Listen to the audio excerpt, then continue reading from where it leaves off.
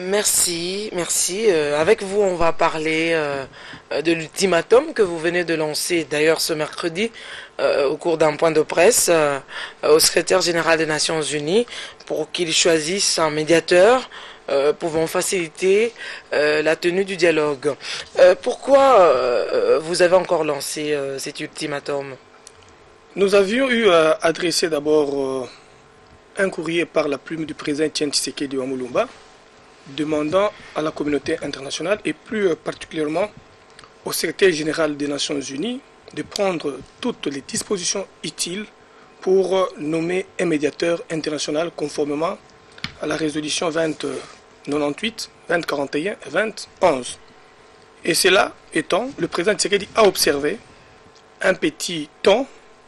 Il y a eu quand même une grande réalité par rapport à l'implication de la communauté internationale pour que le dialogue s'organise.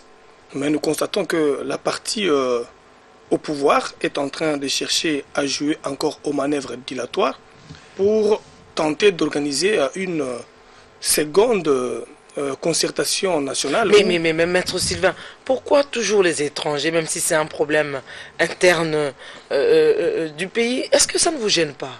Il n'est pas question de dire que l'UDPS n'est pas gêné parce que la communauté internationale doit assister à aider les Congolais de sortir de cette crise. Vous le savez pertinemment bien, depuis 1960 jusqu'à nos jours, toutes les assises organisées par les Congolais eux-mêmes n'ont jamais abouti. C'est toujours de l'échec ou des aventures. Mais les quelques organisations où la communauté internationale est venue appuyer le peuple congolais ont eu à obtenir des résultats. Vous ne faites pas confiance. L'exemple de Sun City. Si Sun City a amené le Congolais à organiser les élections de 2006 et de 2011, c'est parce que la communauté internationale avait accompagné cela. C'est un manque de confiance, vous pensez? Nous connaissons bien le Congolais. Rendez-vous compte. Les concertations organisées hier par M. Kabila et sa camarilla politique, en nommant M. Minaku et M. Kengo comme co-dirigeants de ces assises-là. À fin de compte, qu'est-ce qu'il y avait?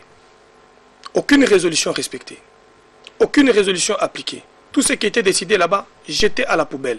L'UDPS, en tant que parti avant-garde, se préoccupe de la souffrance du peuple congolais et ne peut pas aller dans une négociation sans garde-fou, sans bouclier d'attaque. C'est pourquoi l'UDPS veut garantir les résolutions qui sortiront et que ces résolutions soient obligatoires et soient prises par consensus afin que la communauté internationale soit comme un témoin pour l'accomplissement de ces résolutions.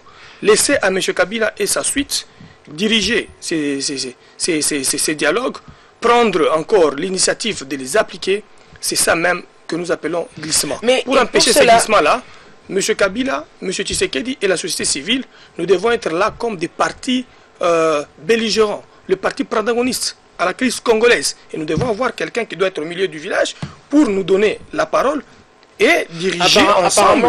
Apparemment, vous êtes en train de rejoindre la dynamique de l'opposition. Nous n'avons jamais, nous sommes à 1/1000 près par rapport à certaines réalités liées au dialogue. Mais eux ne parlent pas de dialogue. Les dynamiques pour l'opposition que je respecte bien, ils sont anti-dialogue. Alors qu'en démocratie, le dialogue c'est la voie la plus meilleure pour sortir un pays d'une crise ou de toute situation qui est malencontreuse. L'UDPS vient de donner encore un ultimatum au secrétaire général des Nations Unies. C'est pour que le 30 où l'UDPS avait demandé et au pouvoir en place de prendre toutes les mesures possibles afin que le dialogue puisse être convoqué.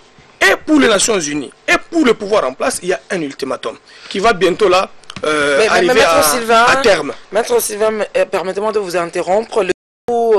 Maître Sylvain, et pour cela, vous comptez organiser un meeting pour faire pression aux Nations Unies et à l'Union africaine. Et si, j'allais dire, on dépasse la date du 30 novembre, vous tenez faire le meeting, n'est-ce pas, à la date du 30 novembre, qu'est-ce qui va arriver? L'UDPS, comme vous le savez pertinemment bien, a une méthode de lutte qui est la non-violence. Et dans cette méthode de lutte qui est la non-violence, ce n'est pas pour une passivité pour l'UDPS. L'UDPS et toutes ses structures maintiendront une pression politique sur terrain et sur tous les espaces politiques à travers le monde entier pour faire pression aux Nations Unies et à M. Kabila et sa suite. Au cas où nous arrivons le 30 et que les Nations Unies ne trouvent pas l'opportunité de nommer directement ou faire respecter les résolutions par eux pondues, l'UDPS, par la bouche de son président Etienne Tshisekedi, aura à donner un mot d'ordre et le peuple congolais aura une attitude à prendre partant de ce que le parti va donner comme ligne à suivre. Mais néanmoins, néanmoins, le peuple congolais doit retenir une chose, que l'UDPS, à partir du 30, à partir du 21, le secrétaire général du parti lors du meeting pression d'ailleurs, que nous appelons le meeting pression du 21, le secrétaire général de l'UDPS va donner une série d'activités qui vont suivre jusqu'au 30 novembre, qui était notre date butoir par rapport à la participation au dialogue et à la non-participation du dialogue. C'est pourquoi il y a une activité qui va encore suivre le 26 novembre, que nous considérons comme étant la journée souvenir, le jour où le président Etienne Tshisekedi était pris en otage par le pouvoir en place, empêché de descendre à Kinshasa, bloqué à l'aéroport de Ndjili Pindolo, empêché d'atterrir avec son pilote, et les tueries qu'il y avait ces jours-là, tout ce monde-là. Maître Sylvain, selon vous, c'est quoi la finalité du dialogue? La finalité du dialogue, c'est aller terminer la question liée au processus électoral, à sa sécurité, à une CENI consensuelle, à un calendrier global, inclusif et consensuel. Vous pensez que c'est un problème qui concerne seulement les partis politiques de l'opposition, la société civile et la majorité au pouvoir? Non. Est-ce que c'est pas un problème de la CENI avec les partis politiques? L'UDPS veut ce dialogue inclusif. Et le gouvernement? L'UDPS veut ce dialogue inclusif, ensemble avec la majorité au pouvoir, sans exclusivité. Nous voulons que tout le monde soit là pour que nous puissions donner encore un bouffée d'oxygène à notre jeune démocratie. Mais refuser ce dialogue où l'UDPS n'a pas à partager le pouvoir, l'UDPS n'a pas à amener à Kabila vers une transition, l'UDPS n'a pas à aller cautionner un jour sur le délai constitutionnel que nous avons reconnu par notre constitution.